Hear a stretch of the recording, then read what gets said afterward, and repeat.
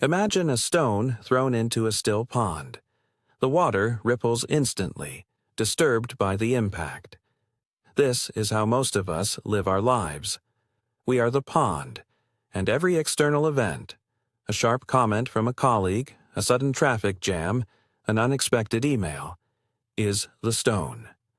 We feel the ripple of anger, anxiety, or frustration before we have even had a chance to think. We assume that because we feel this reaction, it must be the truth of our situation.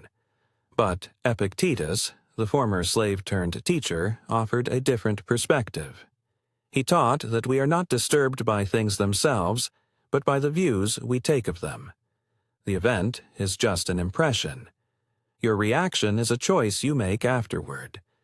In Stoic philosophy, an impression, or fantasia, is the raw mental data that hits your mind.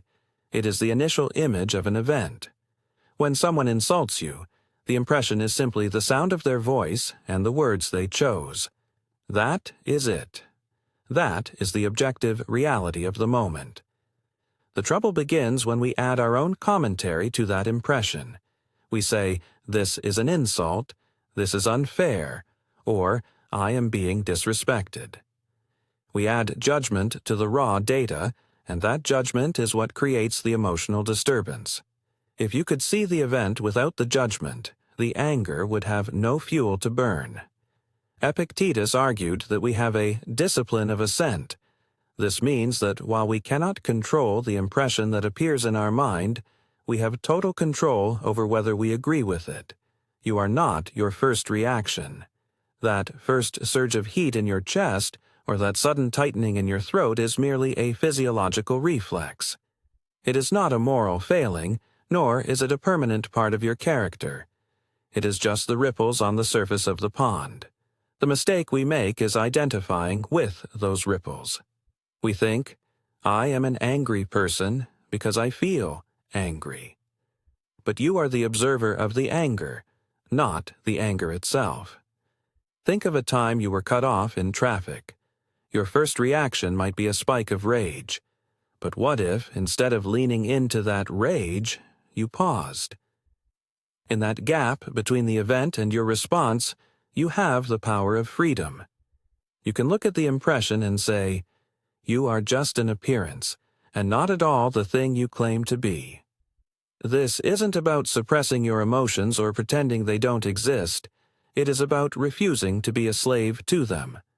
By withholding your assent to the initial dramatic interpretation of the event, you keep your mind clear. You maintain your Ataraxia, that state of being untroubled by things outside your control. This practice requires repetition. It is a muscle that must be exercised daily. The next time you feel that sudden pull toward irritation, notice it.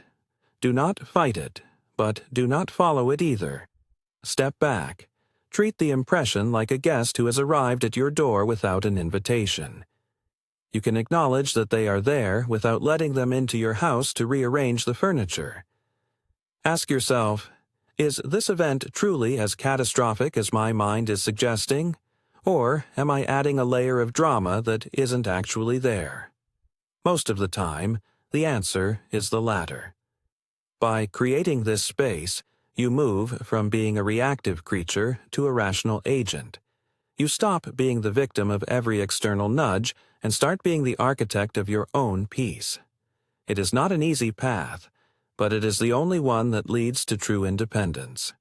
You have the power to decide which impressions you will accept as truth and which you will dismiss as noise.